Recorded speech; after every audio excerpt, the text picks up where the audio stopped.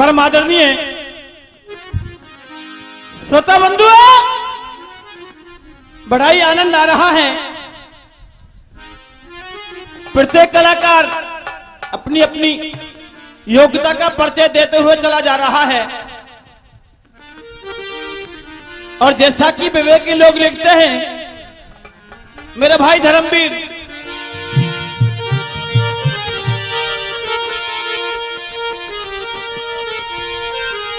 साज सुनी पिया आमन की, एक चातुर नार श्रृंगार बनायो, पीरी मेहंदी पीरी बेंदी,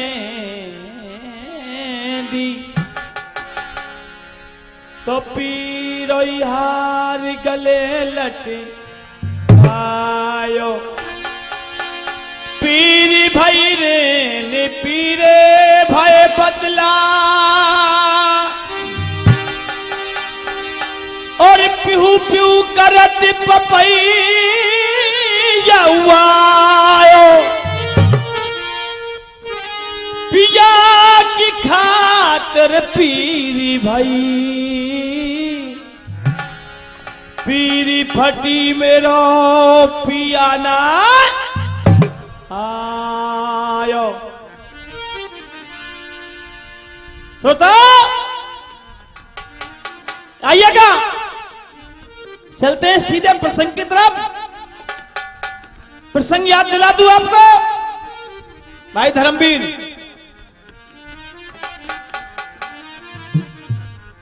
राजा मदन सेन के लिए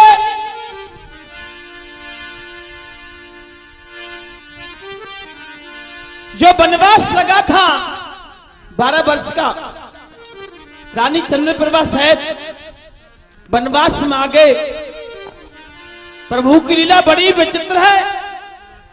कहीं से एक भुजंगी आकर सर्प आकर रानी चंद्रप्रभा को डस लेता है। रानी चंद्रप्रभा दुनिया से विदा हो गई। राजा मदन सेन सोच रहा और कह रहा है, रानी चंद्रप्रभा तू तो मेरी सेवा करने के लिए आई ना,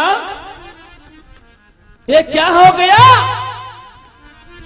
और जब तू ही दुनिया से चली गई तो मैं अकेला जीकर क्या करूंगा? एक एक लकड़ी इकट्ठी करके राजा मदन सेन अपनी चिता बना लेता है और चिता में बैठ गया। रानी चंद्रप्रभा की लाश को अपनी गोद में ले लिया और धार मार मार कर रो रहा है। श्रोता, प्रभु की लीला बड़ी विचित्र है। भोले शंकर और मां पार्वती भ्रमण करते हुए चले आते हैं। रोने की आवाज को सुना मां पार्वती ने थम गई। जोरन की जन चीख सुनी तो थम गई साल कुमारी।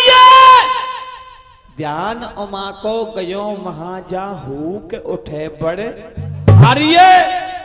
हाथ जोड़ के कह पार्वती निक रुक जाओ डमरू बारे और यहां रुधन के काम करारे।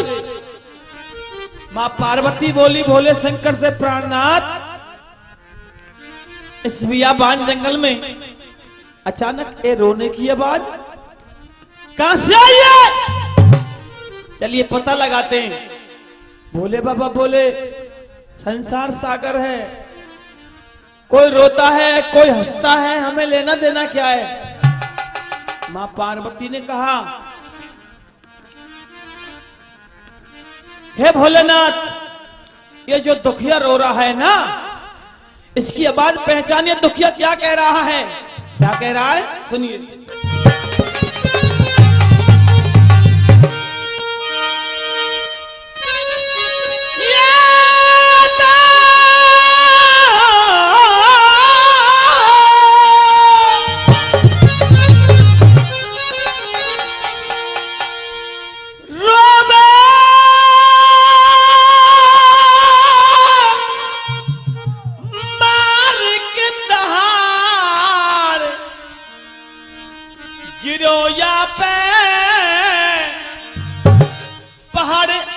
नेत्र परारी,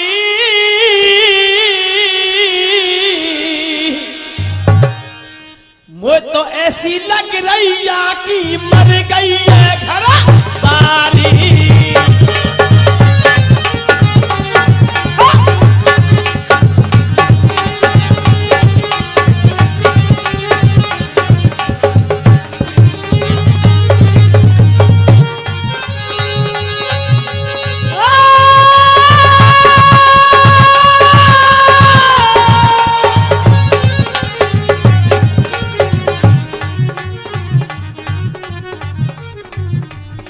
सुन लो भोलेनाथ जोड़ रही, क्या बात है? सुन लो भोलेनाथ जोड़ रही हाथ जगत के मुखिया, याद ज्यादा दुनिया में मोह कोई न दिखा दुखिया।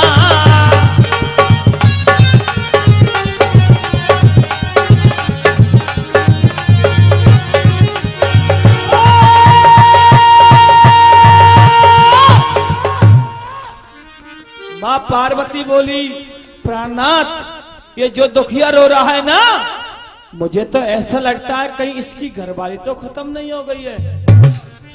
भोला के सुन पार्वती, ई अकल नहीं तेरी दुनिया में, कितने मरते कितने जीते रोजाना या दुनिया में। तू तो सबकी करे सिफारिश, नहीं ज्ञान विधि को तो को पार्वती यहाँ आप तो रुक जाएगी। मोकू कोई जन्म लेता है, कोई मरता है, भाई हमें कोई लेना देना नहीं है, चलिए आगे की तरफ चलते हैं। मां पार्वती ने कहा, इसकी मदद करने के लिए नहीं जाओगे? नहीं जाऊंगा। नहीं जाओगे? नहीं। मां पार्वती बोली, ये तुम्हारा रास्ता और ये मेरा रास्ता है, अगर इसकी मदद करने के लिए आप नहीं जाओगे तो मैं आपके साथ नहीं जाऊंगी। और श्रोताओ, त्रिया हट और छेटा हट, अपनी जिद पे अड़ जाना पर छाछते दरिया ना खाना। अपनी जिद पर अड़ गई।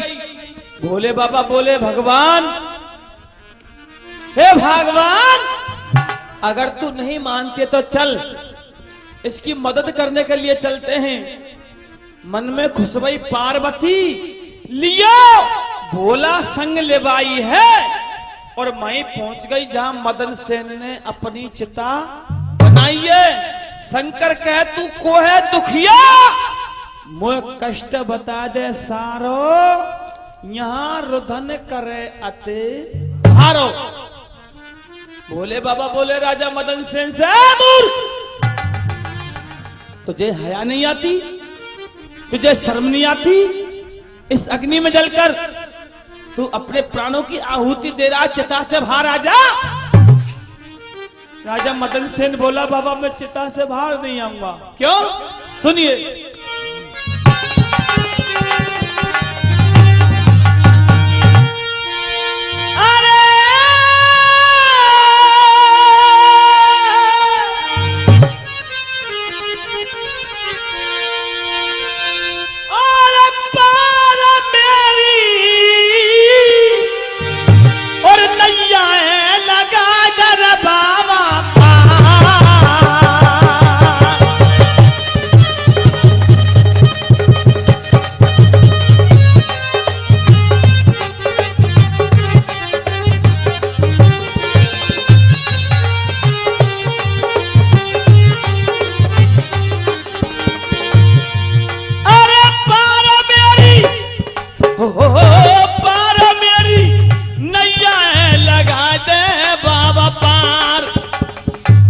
शंकर बोले, क्या हो गया? अरे मैं बिहार मेरा बाबा इकालो फंस गो, मैं बिहार मेरा बाबा इकालो फंस गो, मेरी रानी को एक बिसियर 10 गो। बाबा ये मेरी रानी है, और मैं जूनागढ़ राजधानी का एक राजा था। मेरे पिता ने मेरी खता पर, मेरी गलती पर बाबा मुझे देश नकारा दे दिया है और इस मेरी रानी के लिए सरप ने डस लिया है। यह दुनिया से विदा हो गई है। और कहने लगा राजा मदन सेन, चंद्र प्रभा है बाबा। क्या बात है।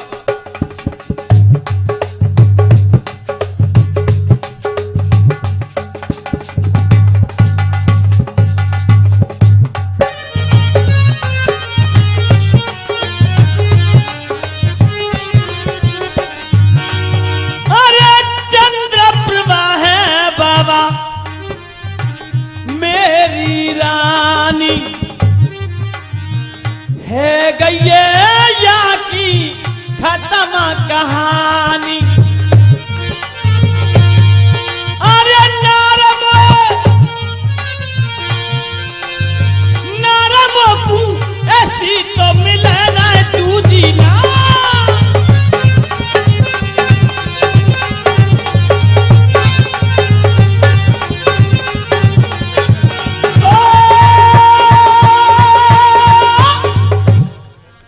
परिचय बताया बाबा, मेरी रानी के लिए सरप ने रस लिया है। ये दुनिया से विदा हो गई है बाबा, ये मर गई है।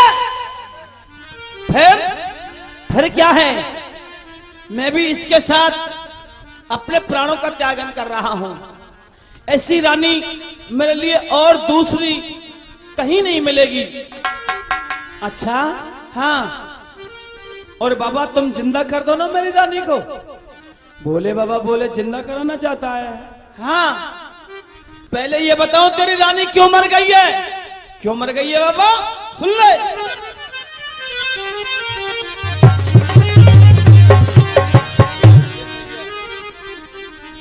सुन मदन सेन के बेन क्या बोला, बोल रे बानी। बेटा 20 साल की उम्र अब होगा तेरी, मर गई है रानी हो।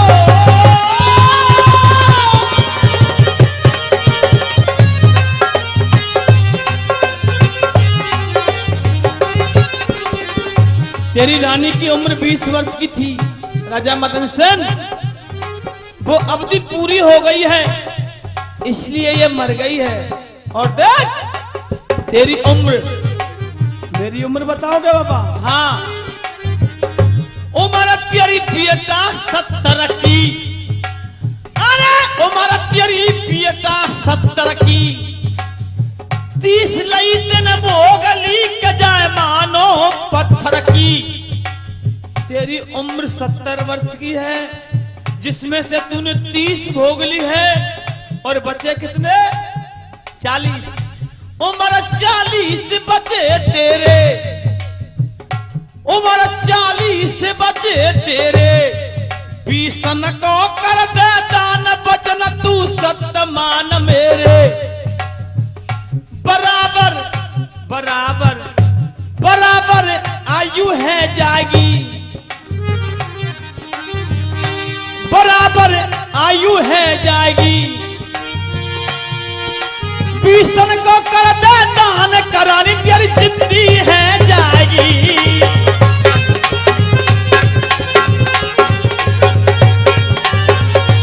ओ 20 को कर दे दान, करानी जिंदगी है जाएगी।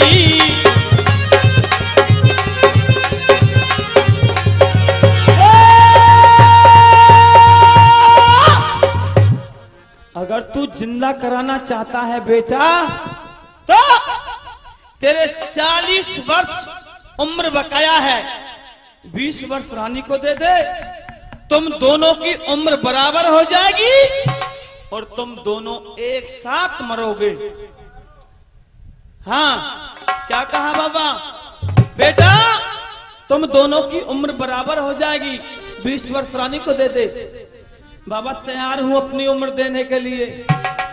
भोला की जब बात सुनी तो सोच कर मन गाड़ो है, छोड़ चिता को मदन सेन फिर एकदम है गो ठाड़ो है। भोला के संकल्प करे तो तू जल्दी हामी भर ले, अपनी दान उम्र को कर दे।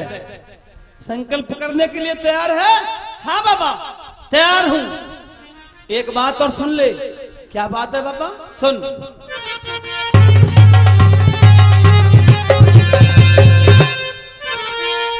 या नारते और भेद छुपैया रे,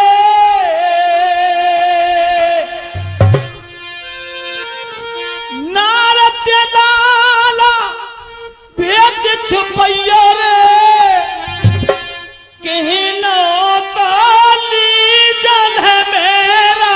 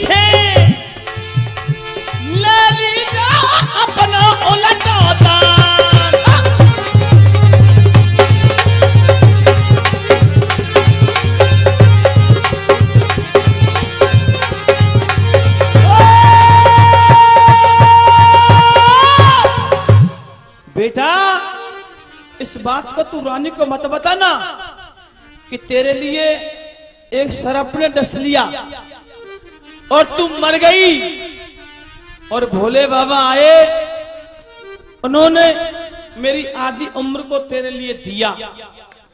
नहीं बताऊंगा बाबा। और सुन, ये रानी तेरे साथ में कोई भी धोखा दगा करती है तो अपनी उम्र वापस ले लेना, हाथ में जल ले ले और संकल्प के लिए तैयार हो जा। हाथ में जल ले लिया और धर्मवीर जी लियो हाथ में नीर, अरे छिड़क दिया और राजा ने पानी क्या जिंदगी जाकी है गई है, क्या जिंदगी है गई है रानी।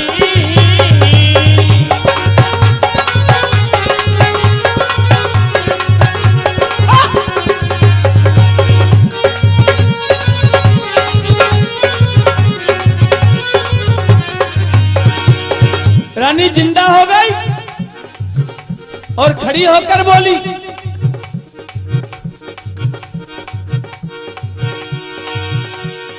पियाते बोल रही बेना,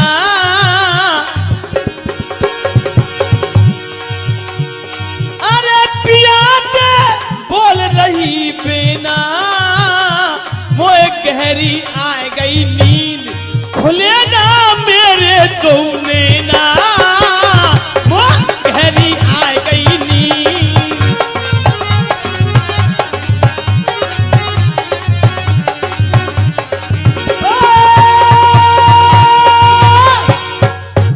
श्रोता,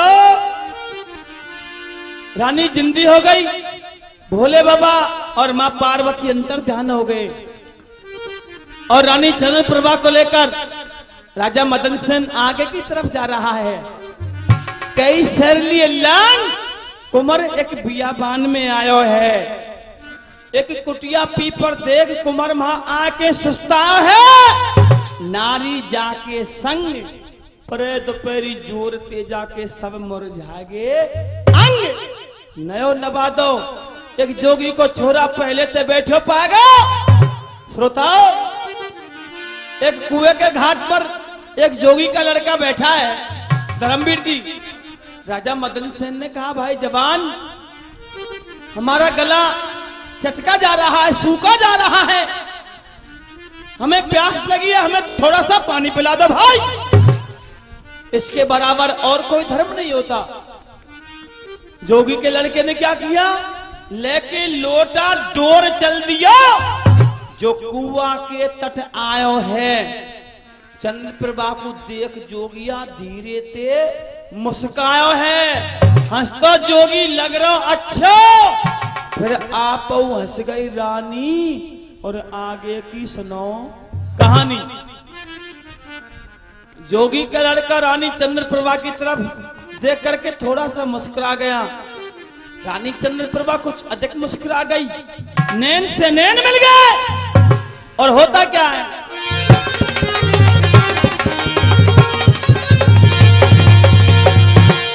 मिले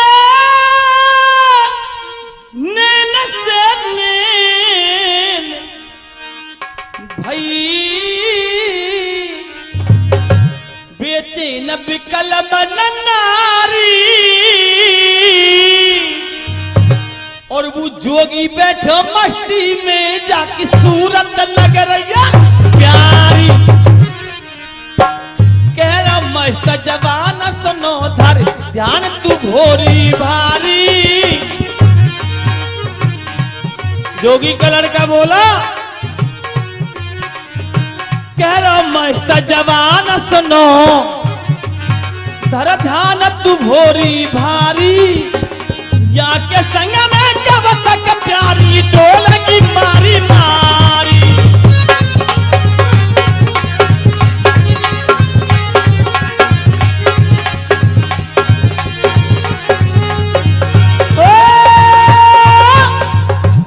श्रोताओ, जोगी का लड़का बोला, कह जोगिया सुन ले कामन, तू कब तक ठोकर खावेगी। या के संग में परदेसन तू भटक भटक मर जावेगी। मेरे संग में तू मौज करेगी, चाहे बेशक तू अजमा ले। रानी पहले तेरे राजा ते फंद छुड़ा ले। तेरे पति के साथ तू दर दर भटकेगी और मेरे साथ तू आनंद करेगी। मेरे साथ में चल। त्रिया जाल, त्रिया जाल क्या होता है? रानी चंद्रप्रभा ने क्या किया? अरे दियो तेरी जा और जाल रचाई, राजा कुआ के तट लाई। रे दियो तिरिया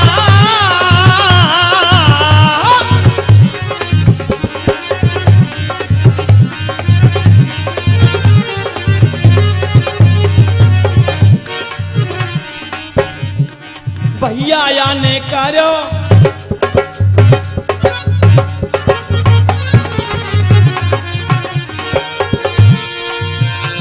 ओ भैया या ने करो इरादो पक्का। पंचया ने करो इरादो पक्का और कुआ में दे दियो धक्का, अपने पति में दे दियो धक्का।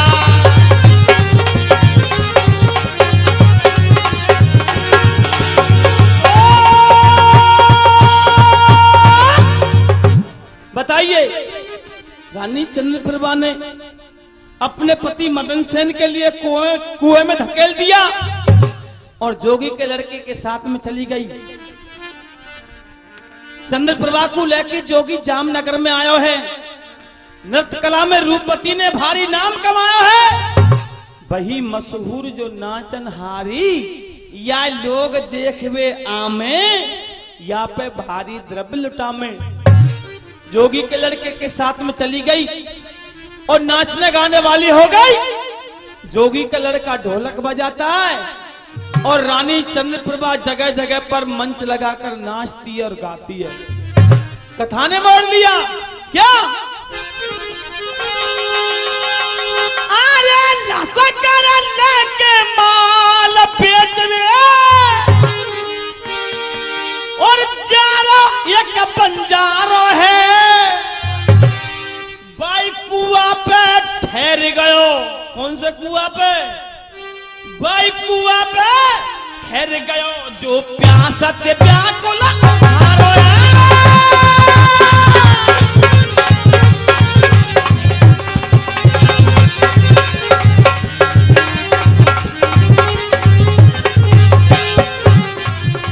बंजारे ने उस कुएं पे डोल को पासा। डोल को राजा मदन सेन ने पकड़ लिया, पूरा वृत्तांत बता दिया। मदन सेन की चीख सुनी तो मदन सेन की चीख सुनी तो भेद खुलो जब सारो है। बंजारे ने बचा लियो राजा जूनागढ़ मारो है।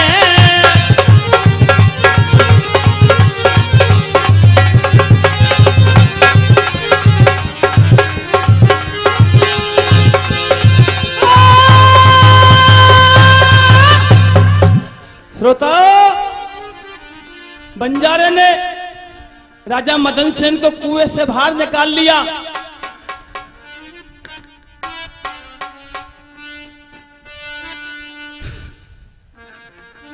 मदन सेन को ले बंजारा को जामनगर में आई है।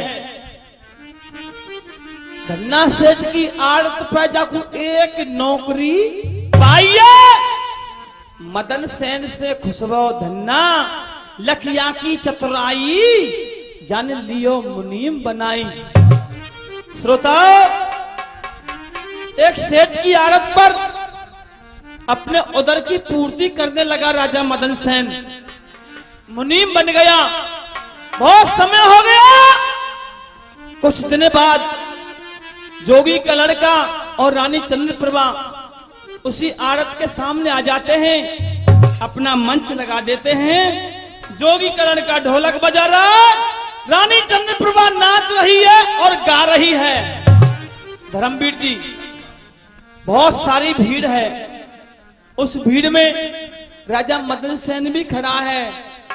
रानी चंद्रप्रभा ने देखा, नजर से नजर मिल गई, नाचना गाना बंद हो गया। धन्ना सेठ ने कहा, नाचने गाने वाली नाचती क्यों नहीं, गाती क्यों नहीं? नहीं महाराज। क्यों? सुनिए। मास्टर जी, टाइम है वो तो बंद कर दूं?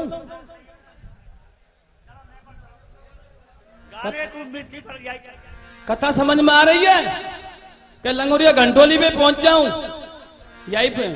तो सुनिए, रानी चंद्रप्रभा ने क्या कहा।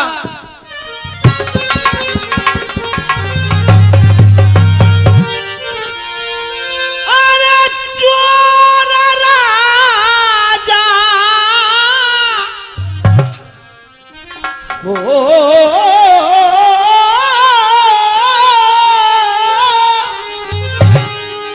चोर राजा और तेरी तो सभा में है मेरा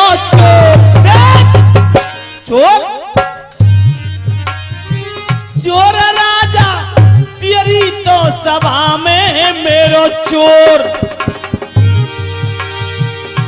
निर्दयी पापी अत्याचारी तक तो जी रोज पराई नारी। सोरया को सवाराम जो है भारी सो।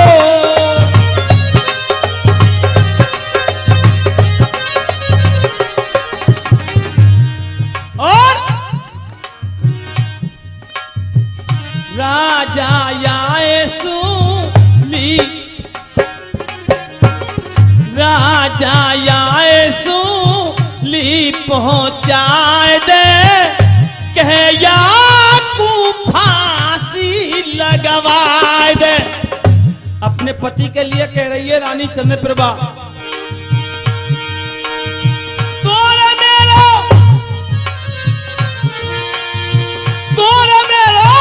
100 बातन को एक ही दो।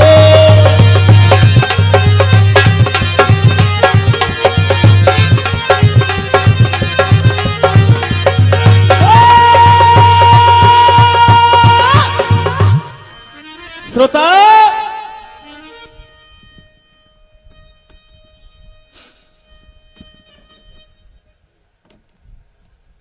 रानी चंद्रप्रभा ने कहा, ये जो सामने खड़ा है इसके लिए या तो शून्य दे दो या फिर फांसी। नाच गाना तभी होगा। धन्ना सेठ का ऑर्डर था, मंत्रियों को संतरियों को बुलवाया और कहा ले जाइए इसके लिए सूली दे दो या फिर फांसी दे दो और आप नाचिए। हाथ जोड़कर खड़ा हो गया। राजा मदन सेन बोला, महाराज मुझे सूली देना या फिर फांसी देना या गोली से मरवाना, मगर जिस बात को मैं कहता हूं 2 मिनट ले रहा हूं उसको थोड़ा कान खोल के सुन ले। क्या बात है? बहुत सारी भीड़ थी। कुछ जो श्रोता खड़े थे उन्होंने कहा, भाई कहिए बात क्या है? धन्ना सेठ दे मदन सेन फिर बोल रहा पानी, रुक रुक के निकरे बोल टपक रहा नैनन दे पानी।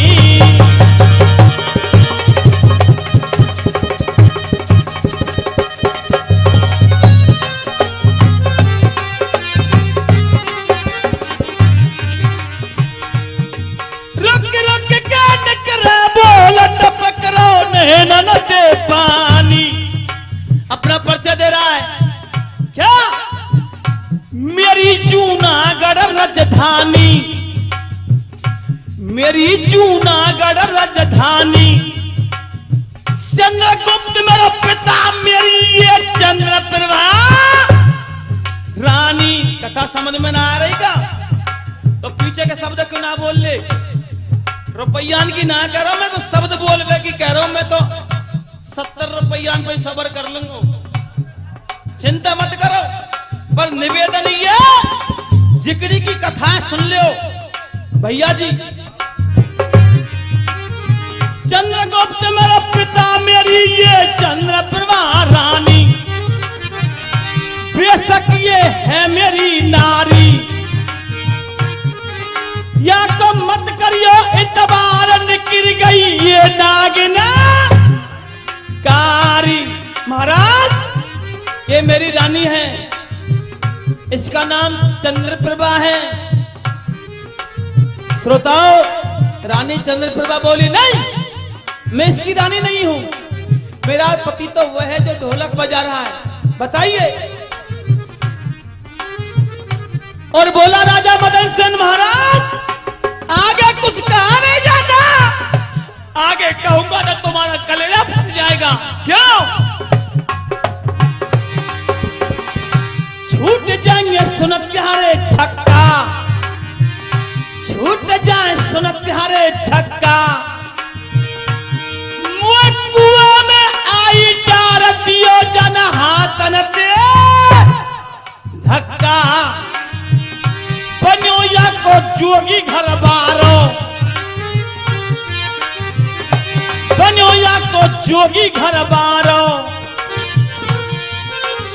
रत रैत्रिया जाल सभा में ये कोरो पारो।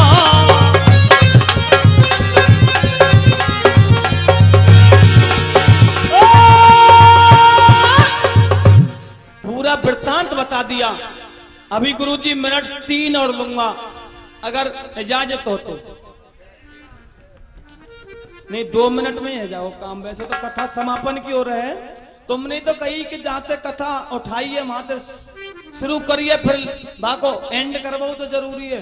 भाई मेरे का दोष है जी। और धर्मवीर जी,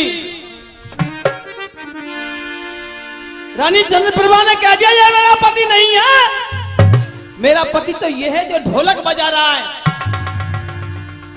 श्रोताओ, धन्ना सेठ ने फिर कह दिया ले जाइए इसके लिए सूली दे दो, फांसी दे दो।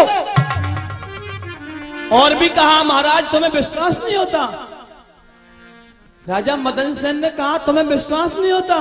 नहीं, ये तेरी रानी है ही नहीं। विश्वास होगा तुम्हारे लिए कब होगा? मैंने इसके लिए कुछ दिया था रास्ते में, और आज मैं उसको वापस ले रहा हूं। कथा समझ में आ रही है?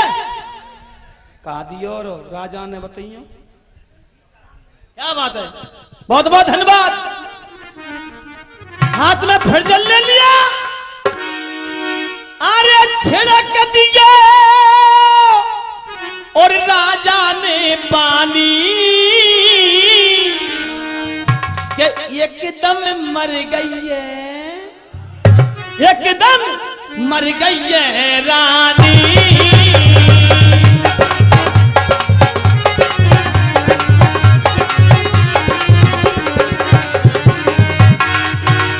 धर्मवीर लोग चकित रह गए, ये क्या हो गया भाई? पूरा वृत्तांत बता दिया और कहा राजा मदन सेन ने बता गो मुझे डमरू